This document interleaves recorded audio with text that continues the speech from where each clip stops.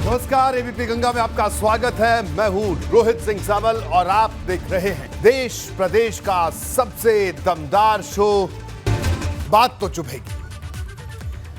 सियासत के मौसम में सालों भर तापमान गर्म रहता है, बड़े मुद्दों पर तकरार की आंच हमेशा जलती रहती है और इसी पर नेता सेंकते हैं अपनी अपनी राजनीति की रोटियां। लोकसभा चुनाव अभी दूर है, लेकिन अभी से रणनीति का पासा चला जा रहा है। चुनावी बिसात पर जो चालें चली जा रही हैं, उससे साफ है कि 2024 का मुकाबला महाभारत से कम नहीं। विपक्षी दलों का सबसे बड़ा मकसद किसी भी तरह भाजपा के विजय रथ को रोक देने का है, लेकिन इस मुद्दे पर आपस में बड़ी फूट है। सवाल खड़ा हो गया है कि विपक्ष का नेता कौन होगा। हालात यहां तक पहुंच गए हैं कि ममता बनर्जी और अखिलेश यादव जैसे विपक्षी नेताओं को राहुल गांधी की अगुवाई कबूल नहीं है। ममता बनर्जी ने दो टूक कह दिया है कि अगर राहुल गांधी विपक्ष के नेता बने रहे तो मोदी को रोकना मुश्किल होगा। साफ है कि उन्होंने राहुल गांधी कमतर नेता नजर आते हैं और ये कहने में टीएमसी को कोई गुरेज नहीं। ममता बनर्जी के साथ इस वक्त अखिलेश यादव खड़े हैं, जो पहले ही कह चुके हैं कि विपक्ष के क्षेत्रीय दल खुद अपना गठबंधन तैयार करेंगे। सपा के अध्यक्ष ने एक दिन पहले ही कहा है कि कांग्रेस खुद तय करे कि उसकी भूमिका क्या होगी। यानी सपा और टीएमसी दोनों ने कांग्रेस से दूरी बना ली है। सवाल है कि आखिर इस दूरी वाली रणनीति के पीछे क्या है। अखिलेश ने कल सपा के राष्ट्रीय अधिवेशन के बाद कोलकाता में यह भी कहा था कि 2024 का फॉर्मूला नहीं बताएंगे। सवाल है कि क्या इसके पीछे कोई सीक्रेट रणनीति है और क्या इसके दम पर अखिलेश यादव और ममता बनर्जी करने वाले हैं कोई बड़ा खेला। आज मैं आपको इसकी हर बात बताऊंगा और साथ ही करूंगा भाजपा के उस अयोध्या काशी प्लान का पूरा विश्लेषण, जिसके दम पर पार्टी सपा सहित तमाम विरोधी दलों की मुहिम को नाकाम करने में जुटी है। इसके साथ ही बात तो चुभेगी में किसानों के उन चुभने वाले आरोपों के बारे में भी बताऊंगा, जिसने दिल्ली से लेकर लखनऊ तक में राजनीतिक माहौल को गरमा दिया है। तो आप बने रहिए मेरे साथ और देखते रहिए बात तो चुभेगी।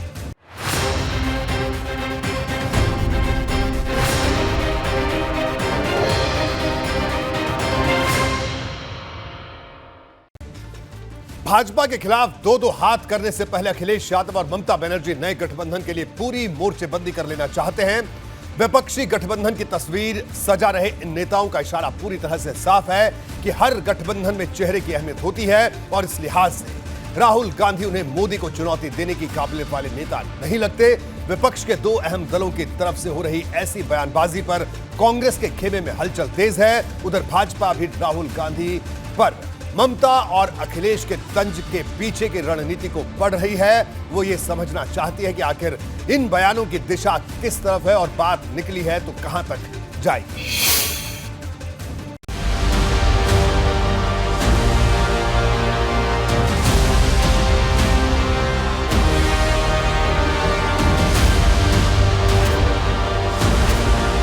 मोदी से विपक्ष की लड़ाई में नया मोड़। कांग्रेस को डबल झटका।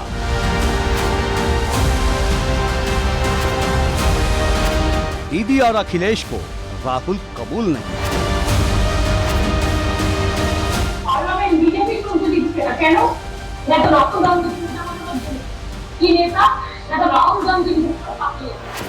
सवाल कांग्रेस का है, कांग्रेस अपनी भूमिका तय करे, क्योंकि कांग्रेस राष्ट्रीय पार्टी है, हम लोग रीजनल पार्टी हैं, तो दिल्ली वाले लोग अपना तय करें कि उनकी भूमिका क्या है।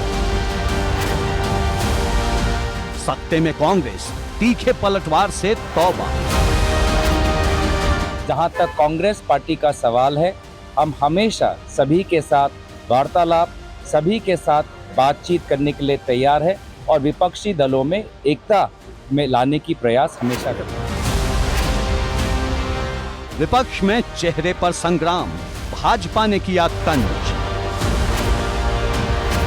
भारतीय जनता पार्टी की माननीय नरेंद्र मोदी जी के नेतृत्व में आंधी चल रही है और उस आंधी के सामने ऐसे कोई राजनीतिक दल आज टिक नहीं पा रहे हैं। सपने देखने का अधिकार तो सबको है और समाजवादी पार्टी का जो पिछले 4 चुनावों में इस प्रकार के परिणाम रहे हैं।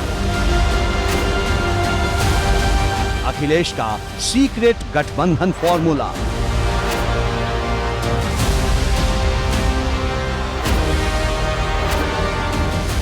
यूपी की सियासत में मची नई हलचल। अखिलेश यादव ने रणनीति बनाई किस प्रकार से वो अपनी जमानत उत्तर प्रदेश में बचाएं, बड़ी बात। अखिलेश की कोलकाता में, लखनऊ टू दिल्ली नया खेल।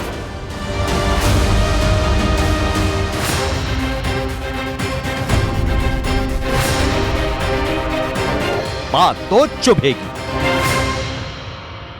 कोलकाता से लेकर लखनऊ तक आखिर विपक्षी गठबंधन की कैसी खिचड़ी पक रही है। चुनावी प्रयोग की चौथी चाल चलने के लिए आगे बढ़ चुके अखिलेश आखिर क्या करने वाले हैं, इस वक्त ये सवाल चर्चा में है, क्योंकि अखिलेश यादव ने पहले अमेठी पहुंचकर इशारा दिया था कि सीट से सपा इस बार अपना उम्मीदवार उतारेगी। इसके बाद कोलकाता में सपा अध्यक्ष ने दो टूक कह दिया कि कांग्रेस को सिर्फ अमेठी में हमारे समर्थकों के वोट चाहिए, वो मुश्किल वक्त में सपा के कार्यकर्ताओं के साथ खड़ी नहीं होती। फिर अखिलेश यादव ये दोहराने से भी नहीं चूके कि अमेठी में चुनाव लड़ने का फैसला उनके स्थानीय नेताओं और कार्यकर्ताओं की सलाह से ही होगा। दो बड़े विपक्षी दलों की इस जंग में भाजपा को चुभने वाले तंज का मौका मिल गया है। इसने यूपी की सियासत गरमा दी।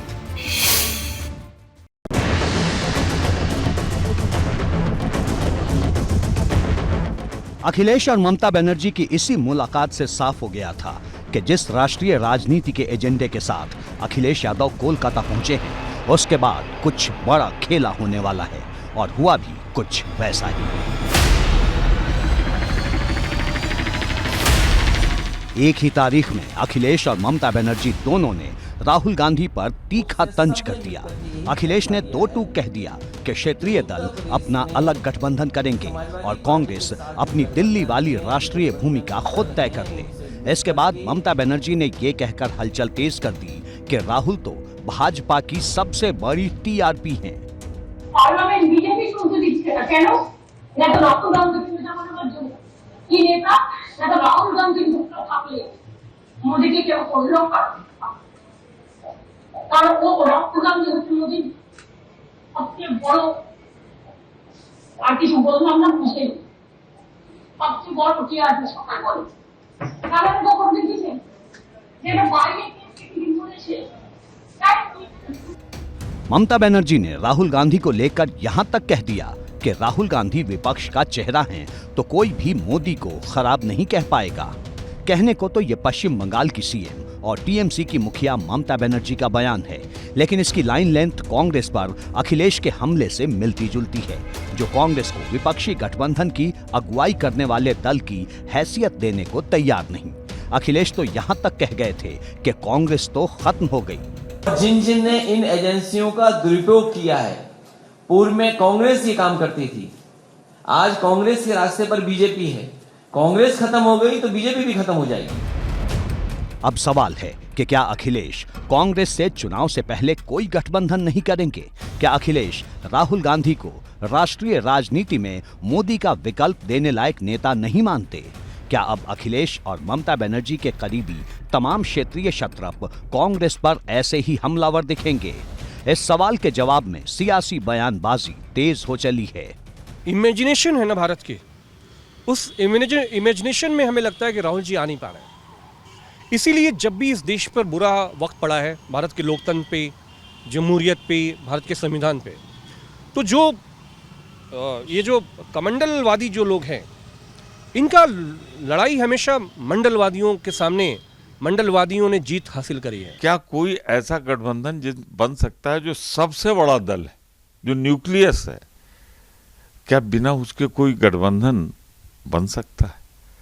तो मैं बहुत स्पष्ट रूप से कहना चाहता हूं, गठबंधन भाजपा के खिलाफ बने, हम इसका स्वागत करते हैं, पर वो केंद्र बिंदु कांग्रेस ही रहेगी। बिना कांग्रेस के कोई गठबंधन बनेगा नहीं। मैं उदाहरण देता हूं, जो तीसरा मोर्चा, चौथा मोर्चा, ऐसे गठबंधन बने कई दिन चले। कांग्रेस की माने तो अखिलेश यादव को भाजपा को हराने के लिए विपक्ष की एकता के लिए काम करना चाहिए। पार्टी का दावा है कि वो सभी 543 सीटों पर भाजपा को हराने के लिए देश भर में गठबंधन करने को तैयार है। हमें लक्ष्य 80 सीटों को जीतने का रखना चाहिए, उन्होंने 50 रखा है, 30 का क्या होगा? तो एक ऐसी बात करें जिसमें 80 में बराबर की लड़ाई हो सके, और 80 में नहीं, जो लोकसभा की पूरी स्ट्रेंथ है 540 542, इसमें जीतने की बात करनी चाहिए। यहीं आके सारी बातें रुक जाती है। हम 80 जीतेंगे, वो 40 जीतेंगे, वो 30 जीतेंगे। 540 542 की बात करो। राहुल जी जितने मजबूती के साथ आज विपक्ष की भूमिका में खड़े हैं, और राहुल जी ने ये साबित कर दिया कि पूरे देश के अंदर अगर कोई विपक्ष का नेता मजबूती के साथ खड़ा है तो राहुल गांधी है। चाहे वो भारत जोड़ो यात्रा हो, अभी आप देख रहे हैं लोकसभा के अंदर, हम लोग भी 30 साल से राजनीति में हैं, अभी तक हमारी जानकारी में कभी ऐसा प्रतीत नहीं हुआ कि विपक्ष के नेता के द्वारा लोकसभा स्थगित की जाए। उधर भाजपा को विपक्षी खेमे में मची इस खींचतान पर तंज करने का बड़ा मौका मिल गया है। दावा करना, मुंगेरी लाल का हसीन सपना देखना लोकतंत्र में किसी का भी अधिकार है, लेकिन देश माननीय नरेंद्र मोदी जी के नेतृत्व में बहुत शानदार ढंग से आगे बढ़ रहा है। देश की जनता माननीय नरेंद्र मोदी जी के साथ खड़ी है। 2024 के लोकसभा चुनाव में, मैं आपको चुनाव के बहुत पहले बता रहा हूं, साफ है कि अखिलेश की कोलकाता मेल लखनऊ से दिल्ली की तरफ जैसे जैसे बढ़ रही है, नई सियासत आकार ले रही है। एबीपी गंगा के लिए ब्यूरो रिपोर्ट। हर चुनावी लड़ाई में मुद्दों की भूमिका सबसे बड़ी होती है, इसलिए भाजपा हिंदुत्व के पिच पर डटी है, तो अखिलेश जातीय जनगणना के मुद्दे पर आर पार का सुर अलाप रहे हैं। लेकिन मुद्दों की खोज अभी यही नहीं थमने वाली, क्योंकि अखिलेश यादव राष्ट्रीय राजनीति का एजेंडा तय करने निकले हैं और उत्तर से लेकर दक्षिण और पूरब से पश्चिम तक के सभी भाजपा विरोधी दलों को साझा मुद्दों की छतरी के नीचे जमा करना आसान नहीं। अखिलेश यादव इसके लिए जिस मुलायम मंत्र का इस्तेमाल कर रहे हैं वो 3 दशक पहले काफी कारगर हुआ करता था। अब सवाल यह है कि क्या नए दौर में अखिलेश नेताजी के उस फॉर्मूले से कोई करिश्मा कर पाएंगे।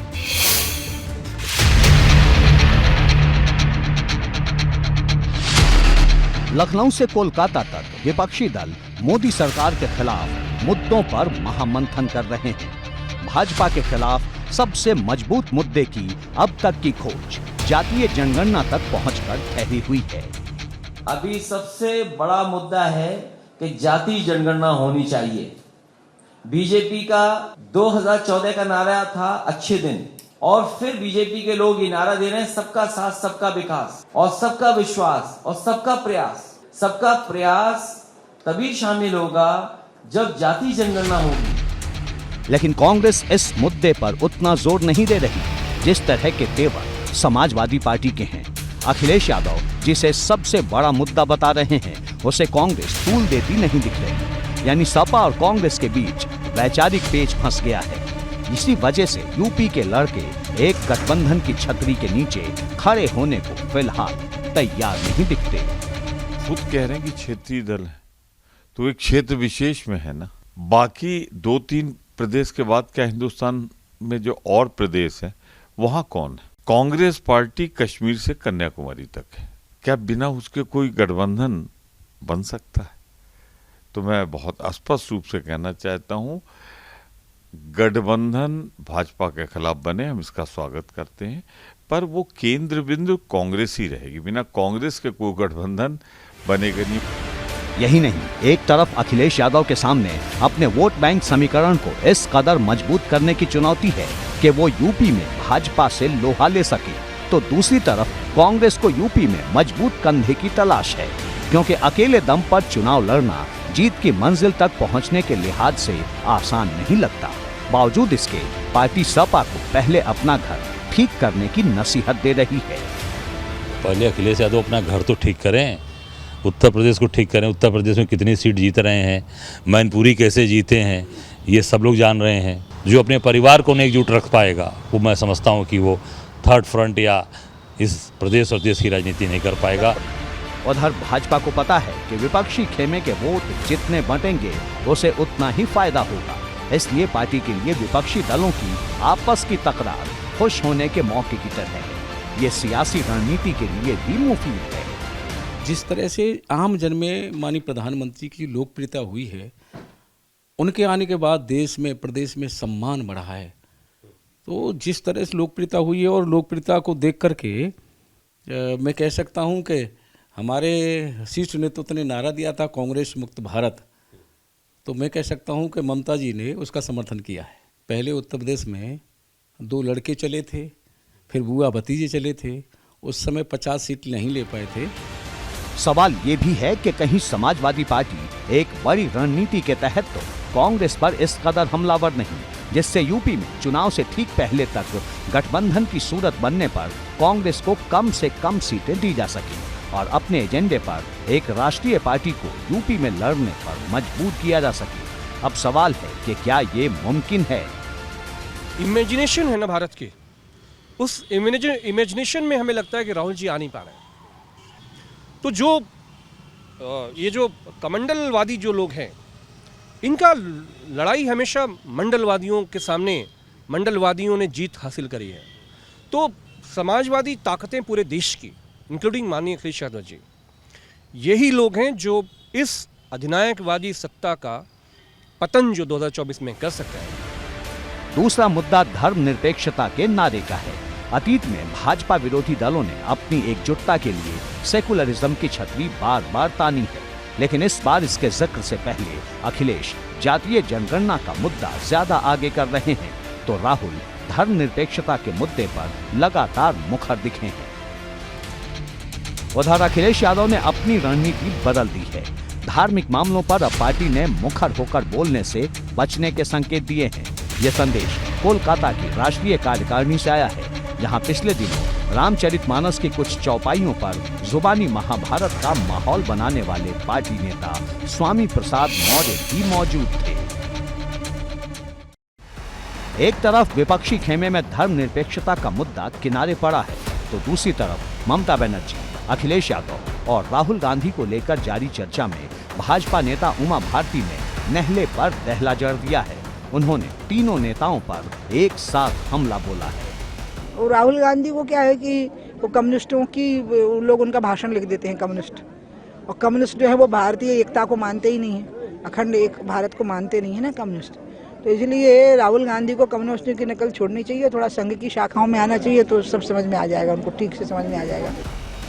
उमा भारती ने तो यहाँ तक कह दिया है कि राहुल गांधी का भाषण कम्युनिस्ट लिखते हैं जो भारत की एकता को नहीं मानते। उमा ने कहा कि राहुल गांधी को संघ की शाखा में पहुंचकर देशभक्ति सीखनी चाहिए। राहुल गांधी पर ममता बनर्जी के तीखे तंज से सियासी बवंडर उठ खड़ा हुआ है, तो कांग्रेस कह रही है कि ममता बनर्जी ने पीएम मोदी के इशारे पर ये बयान दिया है। ममता बनर्जी जो कह रही है ना, ये मोदी की आदेश और निर्देश पे ही कह रही है, क्योंकि ममता बनर्जी बंगाल में भी साबित कर दिए हैं, बल्कि सारे हिंदुस्तान में ये साबित कर दिए हैं कि ममता और मोदी, मतलब दीदी और मोदी में एक करार हुई है। ये करार की मकसद ये है कि कांग्रेस पार्टी और खासकर राहुल गांधी जी को किसी हालत में इनको तबाह करने का और इनकी छवि को धूमिल करने का हर संभव प्रयास किया जाना चाहिए। साफ है कि कोलकाता से लेकर लखनऊ और दिल्ली तक इस मुद्दे पर मचा घमासान फिलहाल थमने वाला नहीं दिखता। एबीपी गंगा के लिए ब्यूरो रिपोर्ट।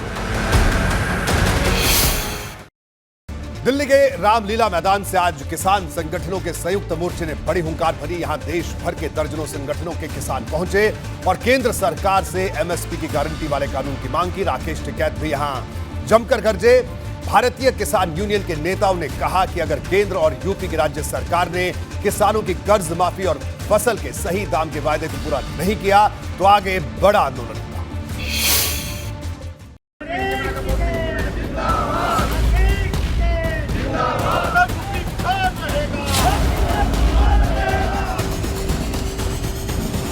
पुरानी मांगों को लेकर किसानों के प्रदर्शन की ये नई तस्वीर है।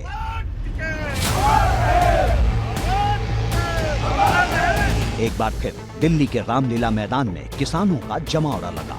संयुक्त किसान मोर्चा के बैनर तले दर्जनों संगठनों ने हुंकार भरी और एमएसपी के मुद्दे पर आर पार की लड़ाई का ऐलान किया गया।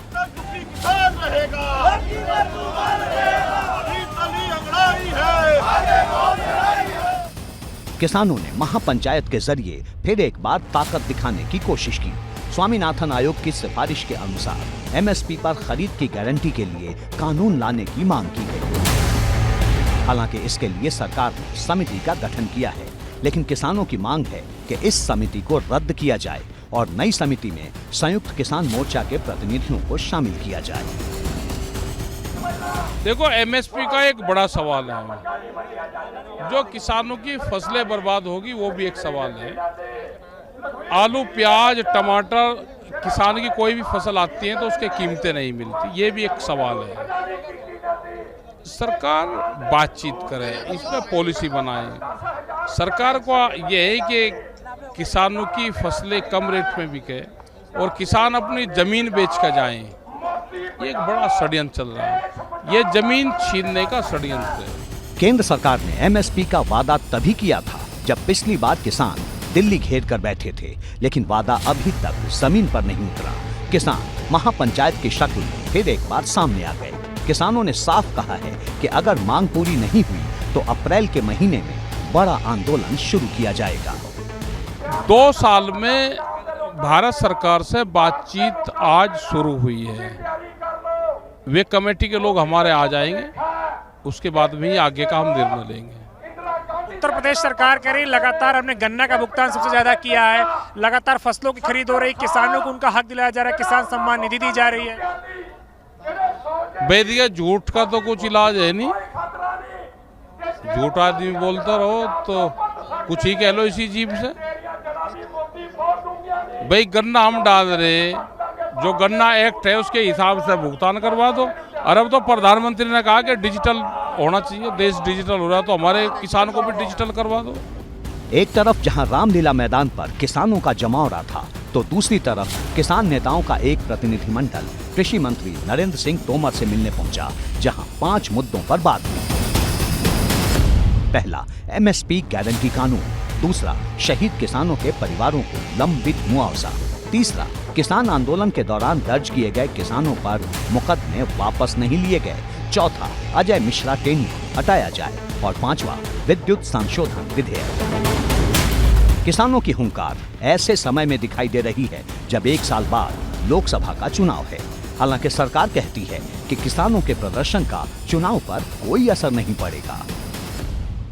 एक सुनियोजित तरीके से कुछ लोग इस कार्यक्रम को करते हैं, लेकिन देश का किसान मोदी जी के साथ खड़ा है और बीजेपी के साथ खड़ा है और मोदी जी के ही साथ खड़ा रहेगा।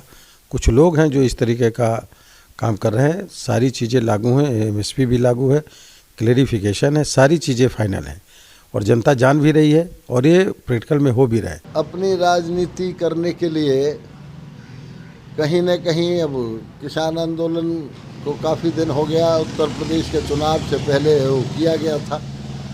अब फिर पार्लियामेंट आ रहा है तो ये स्वाभाविक बात होती है कि अपनी राजनीति चमकाने के लिए कुछ न कुछ आदमी करता ही है। लेकिन मैं इतना कह सकता हूँ कि यदि देखा जाए तो किसान की कम से कम जो लागत थी उसके 1.5 गुना एमएसपी फिक्स आदरणीय प्रधानमंत्री जी ने की। कृषि मंत्री से मुलाकात के बाद किसानों ने महापंचायत तो खत्म कर दी, लेकिन साथ ही ये भी ऐलान किया कि अगर 30 अप्रैल तक मांगे नहीं मानी गई तो किसान आंदोलन पार्ट 2 शुरू हो जाएगा। एबीपी गंगा के लिए दिल्ली से अविनाश तिवारी के साथ ब्यूरो रिपोर्ट। अयोध्या काशी को लेकर भाजपा बड़े एजेंडे पर काम कर रही है। कल सीएम योगी आदित्यनाथ ने अयोध्या में राम मंदिर के निर्माण की प्रगति का जायजा लिया था। मुख्यमंत्री ने हजारों करोड़ की विकास योजनाओं के समय पर पूरा होने का ऐलान किया था और अब सबकी निगाहें काशी की तरफ जा टिकी हैं, जहां 24 मार्च को प्रधानमंत्री नरेंद्र मोदी 5 घंटे के दौरे पर पहुंचने वाले हैं। जिस वक्त तमाम विरोधी दल भाजपा के खिलाफ तूफानी अभियान चला रहे हैं, ठीक उसी वक्त पार्टी अयोध्या काशी में विकास की गंगा बहाकर तमाम विरोधियों को नई चुनौती देने की तैयारी में है। इस बार राम नवमी पर अयोध्या और काशी में अलग रौनक दिखने वाली है।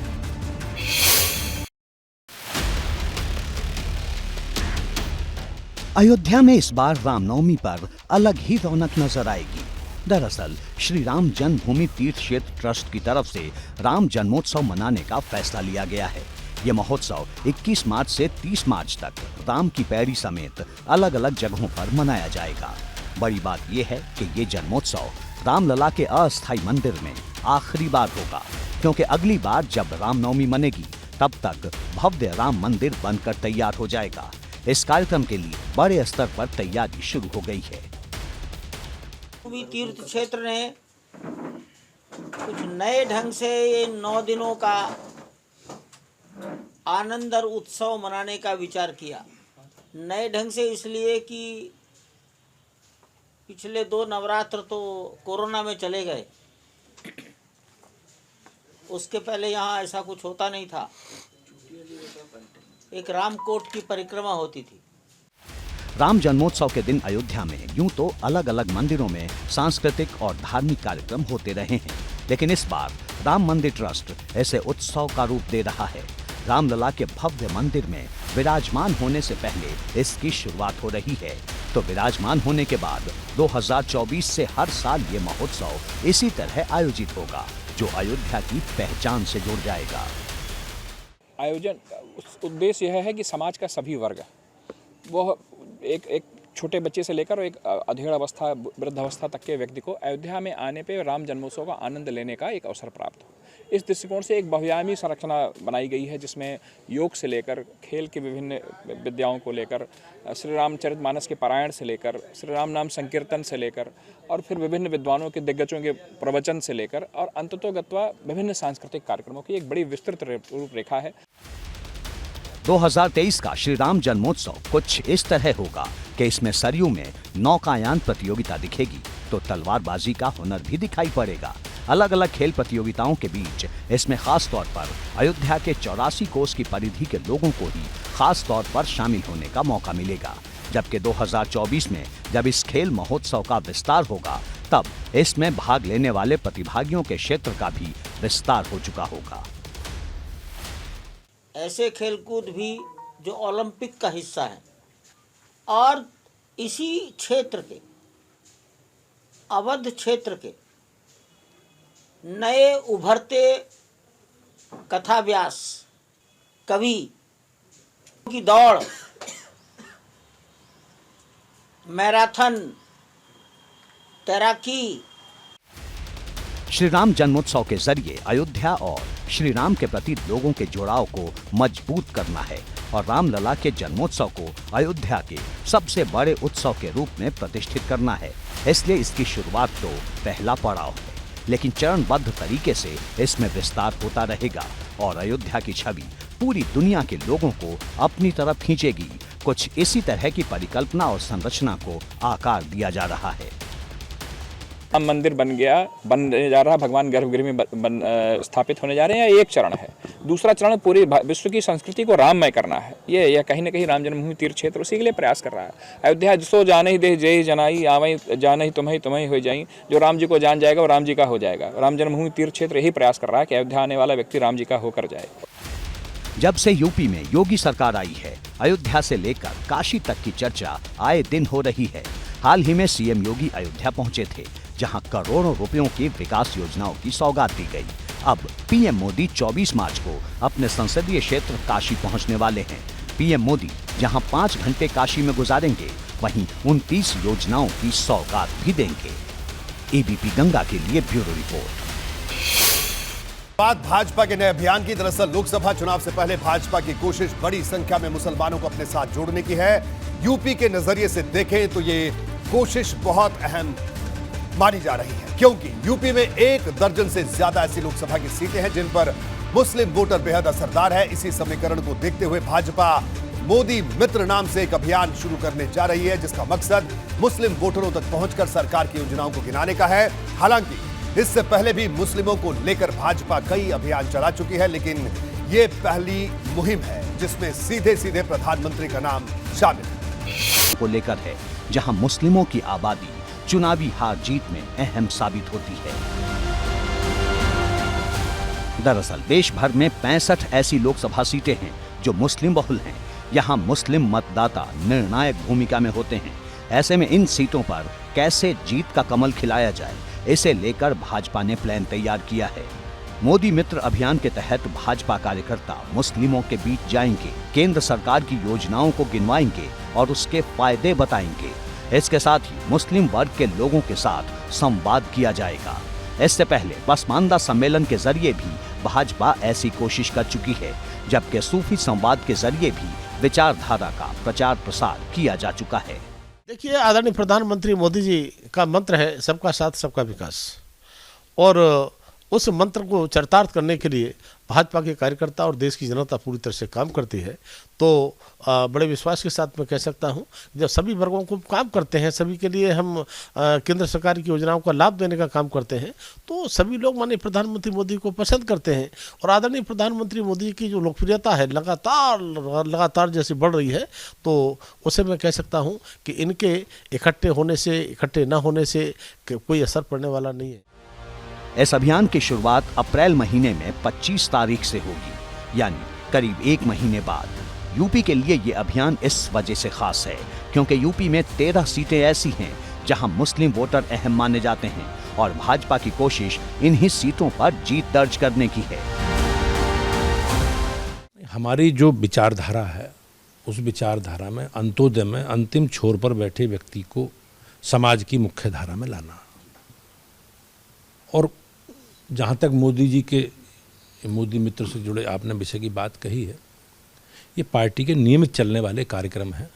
हम अलग अलग स्वरूपों में अपने संगठनात्मक तरीके से जनता के बीच में जाने के जो पक्ष है, जनता के बीच में हमारी सक्रियता, उसके आधार पर हम लोग हमेशा आगे बढ़ते रहे। जब से भाजपा ने रामपुर और आजमगढ़ की लोकसभा सीट पर उपचुनाव जीता है, तभी से पार्टी को लगता है कि अब यूपी में कुछ भी नामुमकिन नहीं।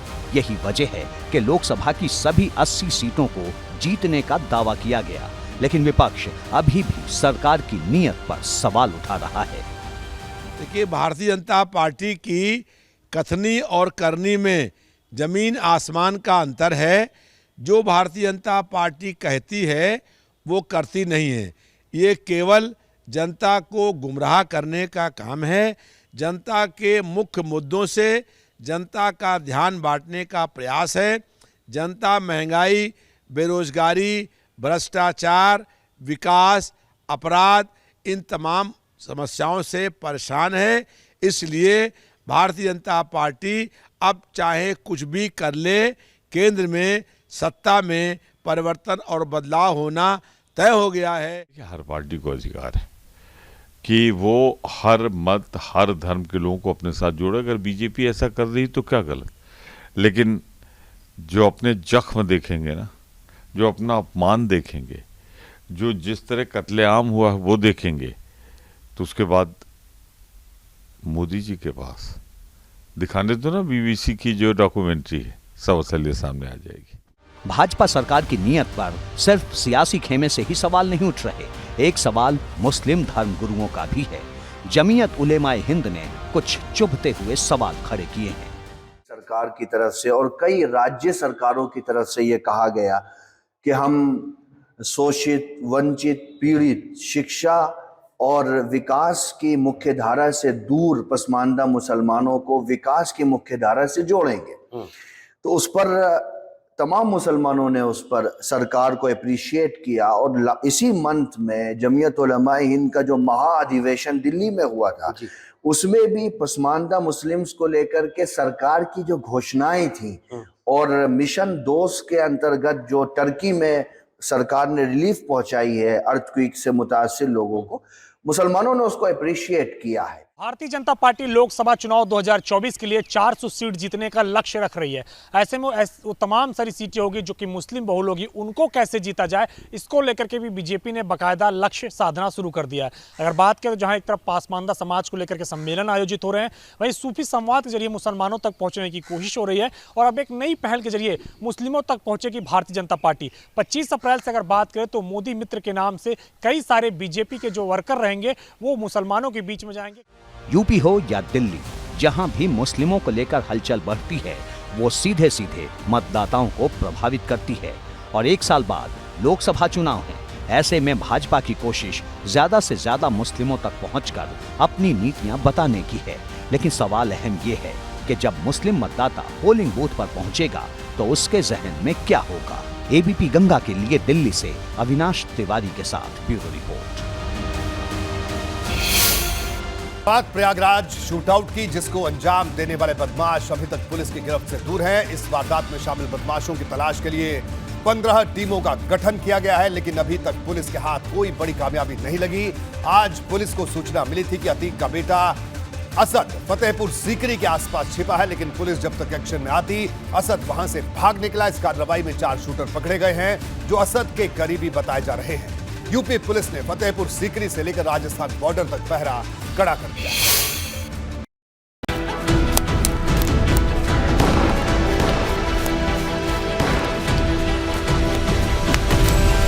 लंबे समय से ये दावा है कि प्रयागराज शूटआउट में दिखने वाला ये बदमाश अतीक अहमद का बेटा असद है, जो घटना के बाद से ही फरार है। लेकिन हालात बताते हैं कि अब असद बहुत ज्यादा दिनों तक पुलिस से छिप नहीं पाएगा, क्योंकि असद के लिए यूपी पुलिस ने सैकड़ों किलोमीटर का चक्रव्यूह तैयार कर लिया है। एसटीएफ को जानकारी मिली थी कि असद फतेहपुर सीकरी के आसपास कहीं मौजूद है। इसी सूचना पर पुलिस ने छापा मारा और 4 शूटर को धर दबोचा। खबर तो ये भी है कि इन्हीं शूटर्स के साथ असद भी मौजूद था, लेकिन छापे से पहले ही वो भाग निकला। जो शूटर पुलिस के हत्थे चढ़े हैं, उनके पास से 9 हथियार भी बरामद हुए हैं। सूत्रों के मुताबिक जो जानकारी मिली है, फतेहपुर सीकरी स्थित कोरई टोल पर सुबह 4 शूटरों को एसटीएफ ने धर दबोचा है। सूत्रों के मुताबिक एसटीएफ को जानकारी मिली थी कि राजस्थान की सीमा में शूटर भागने की फिराक में हैं और ऐसे में आगरा से होते हुए भरतपुर की सीमा पर आगे बढ़ रहे हैं। इसी क्रम में एसटीएफ ने अपना पूरा जाल बिछाया और भरतपुर जयपुर के रास्ते वाले टोल की लेन को एक लेन छोड़कर बाकी सारी जो लेन है उसको रोक दिया। वहीं पूरी तरह से बड़ी संख्या में एसटीएफ के कर्मी जो बड़े बड़े टैंकर्स की आड़ में छिप गए। जांच एजेंसियों के पास खबर है कि असद आगरा या आगरा के ही आसपास के किसी जिले में छिपा है। यही वजह है कि आगरा से लेकर राजस्थान बॉर्डर तक एसटीएफ ने डेरा डाल दिया है। आगरा में कई जगहों पर छापेमारी हुई, हालांकि अतीक का लाल कहीं भी नहीं मिला। आगरा के फतेहपुर सीकरी इलाके में जांच एजेंसियों ने रेड कंडक्ट की है और असद उनके हाथ से बच निकला है। लगातार जांच एजेंसियां और प्रयागराज की कई सारी टीम और एसटीएफ असद के ठिकानों पर छापेमारी कर रही हैं, लेकिन सूचना ये मिली है कि असद फतेहपुर सीकरी इलाके में छिपा हुआ था, लेकिन जब तक वहां टीम पहुंचती वो वहां से अपना ठिकाना बदल चुका है। असद और अन्य 4 शूटरों पर 5 लाख का इनाम है और ऐसे में फतेहपुर सीकरी से लेकर राजस्थान बॉर्डर तक पुलिस ने कई जगह छापेमारी की है। प्रयागराज पुलिस और एसटीएफ सर्च ऑपरेशन में आगरा पुलिस की भी मदद ले रही है। सूत्र बताते हैं कि पुलिस अतीक के बेटे असद के बहुत करीब पहुंच गई है और किसी भी दिन उसे गिरफ्तार किया जा सकता है। असद पर 5 लाख रुपए का इनाम भी घोषित है।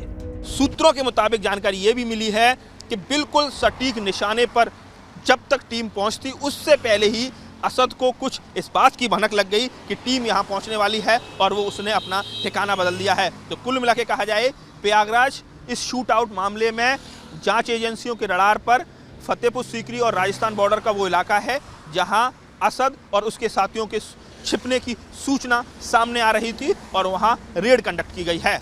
बड़ी बात यह है कि जो 4 शूटर एसटीएफ के हाथ लगे हैं वे असद की गिरफ्तारी में अहम कड़ी साबित हो सकते हैं। अब सबको इंतजार इस बात का है कि यूपी पुलिस के हाथ कितनी जल्दी अतीक के गिरेबान तक पहुंचते हैं। एबीपी गंगा के लिए आगरा से नितिन उपाध्याय की report. Umesh Pal murder case को 1 महीना होने वाला है, लेकिन इस शूटआउट के अधिकतर बदमाश पुलिस की गिरफ्त से दूर हैं। इस बीच प्रयागराज में एक बार फिर बुलडोजर वाली कार्रवाई दिखी। प्रशासन के निशाने पर अब वो अपराधी आ गए हैं जो इस वारदात में सीधे तौर पर शामिल थे। विकास प्राधिकरण ने आज फरार शूटर गुलाम हसन के घर पर बुलडोजर चलाया। ये वही शूटर है जिस पर 5 लाख का इनाम भी घोषित है। प्रयागराज विकास प्राधिकरण की तरफ से बताया गया कि गुलाम हसन ने सरकारी जमीन पर कब्जा करके घर बनाया था जिसका नक्शा पास नहीं था। वहीं शूटर गुलाम की मां ने कहा कि उनका बेटा गलत संगति में था और उसे इसकी सजा मिलनी चाहिए।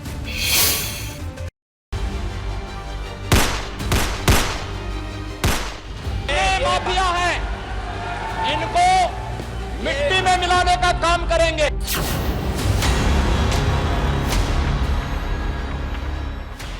प्रयागराज शूटआउट के बाद जिस शूटर गुलाम अहमद का नाम सबसे ज्यादा सुर्खियों में आया, बुलडोजर ने उसके घर और दुकान को तहस नहस कर दिया है। गुलाम अतीक के गैंग का अहम हिस्सा है।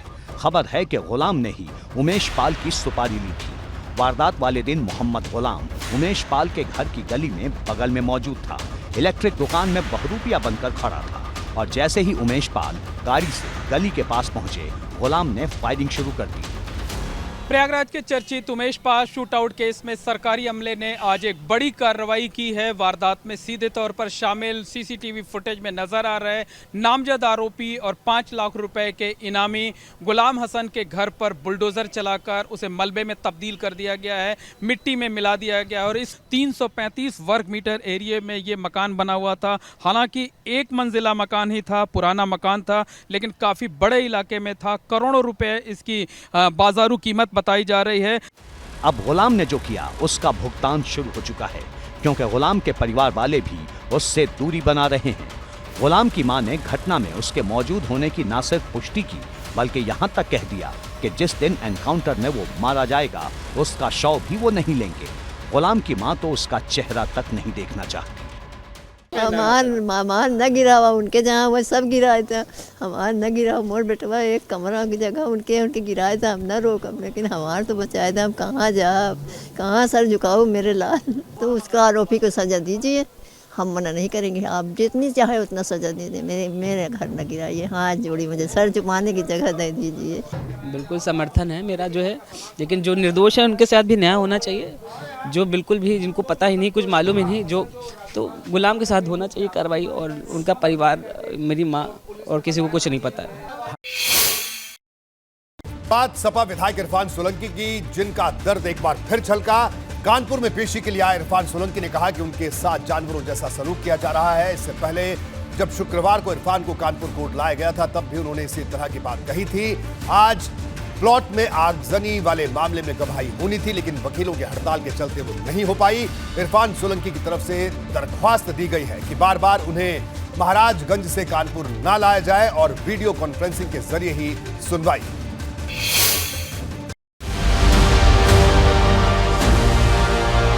कानपुर से सपा विधायक इरफान सोलंकी को पुलिस की सख्ती चुभ रही है। आदमी नहीं है, जानवर हैं हम, बस याद रखना ये बात। बार बार महाराजगंज जेल से कानपुर लाया जाना इरफान सोलंकी को भारी लगने लगा है। 4 दिन के भीतर दूसरी बार इरफान सोलंकी को महाराजगंज जेल से कानपुर कोर्ट में पेशी के लिए लाया गया। यहां 7 नवंबर को जाजमऊ इलाके में हुए आगजनी वाले मामले में इरफान की पेशी हुई, लेकिन वकीलों की हड़ताल के चलते चश्मदीद कनीज जहरा की गवाही नहीं हो पाई। लेकिन इरफान ने अपनी व्यथा कोर्ट के सामने रखी। इरफान सोलंकी के वकील ने कोर्ट को एक दरख्वास्त दी कि बार बार महाराजगंज जेल से कानपुर कोर्ट ले जाने में इरफान सोलंकी को काफी परेशानी हो रही है। वकील ने कहा कि कुछ दिन बाद रमजान भी शुरू होने जा रहे हैं और इरफान धार्मिक मान्यताओं के साथ रोजा जरूर रखते हैं। ऐसे में उन्हें फिजिकल प्रेजेंस से छूट दी जाए और वीडियो कॉन्फ्रेंसिंग के जरिए उनके सभी मुकदमों की सुनवाई की जाए। इरफान सोलंकी जब कानपुर कोर्ट पहुंचे थे तो पुलिस की गाड़ी से उतरने के लिए इनकार कर दिया था। काफी मनव्वल के बाद इरफान गाड़ी से उतरे और पेशी के लिए गए। दरअसल इरफान का कहना है कि उनके साथ जानवरों जैसा सलूक किया जा रहा है। इरफान भाई क्या हो गया? इरफान भाई क्या हो गया? कोई आदमी नहीं है, जानवर हैं हम, बस याद रखना ये बात। ऐसा क्यों कह रहे हैं? ये अपने मकसद में कामयाब है। ना आदमी को पेशाब करने दे रहे, ना कुछ करने दे। इरफान सोलंकी एक बार फिर से वही बात को दोहराते हुए, देखिए सुरक्षा, भारी सुरक्षा घेरे में उनको ऊपर ले जाया जा रहा है और कह रहे हैं कि देखिए फिर चीज़ कह रहे हैं, ऊपर ले जा रहे हैं। और इरफान सोलंकी की आज पेशी है आगजनी वाले मामले में। आज पीड़िता की गवाही होनी है नज़ीर फातिमा की। 7 नवंबर को घटना हुई थी, 8 तारीख को FIR हुई थी और उसके बाद भारी सुरक्षा बंदोबस्त के बीच महाराजगंज जेल से आज फिर लाया गया है। इससे पहले रविवार को इरफान की पत्नी और मां ने CM योगी को चिट्ठी लिखी थी, जिसमें गुजारिश की गई थी कि इरफान को महाराजगंज जेल से कानपुर की जेल में शिफ्ट कर दिया जाए। दलील दी गई कि इरफान का वजन भी करीब 20 किलो घट गया है और किडनी में स्टोन है, जिसके चलते उनकी हालत खराब हो रही है। कार्रवाई के लिए तो नहीं मालूम है अंदर क्या हुआ, क्योंकि हम अंदर नहीं जा पाए थे, पर आज मुलाकात हो गई थी। 5 मिनट हमें इनसे बात करने का मौका मिला। हम लोग बहुत खुश हैं। रात में 2 बजे चले हैं आज, क्योंकि 10 बजे आना था, तो रात में 2 बजे वहाँ से निकले हैं। तो और कहीं रोका भी नहीं पूरे रास्ते, और डायरेक्ट वापस ले गए। हाँ मांग करिए, और ADJ 11 से तो परमिट मिल गया है। इंशाल्लाह फिर आगे दूसरे जो केसेस है सब में मिल जाए तो बेहतर है। एक तरफ पुलिस के व्यवहार से इरफान और उनका परिवार खफा है, तो दूसरी तरफ सपा के प्रतिनिधिमंडल ने कानपुर में पुलिस कमिश्नर से मुलाकात की और सपा विधायक के खराब स्वास्थ्य का हवाला देते हुए पुलिस पर सवाल उठाए। ABP गंगा के लिए कानपुर से रतीश त्रिवेदी की रिपोर्ट।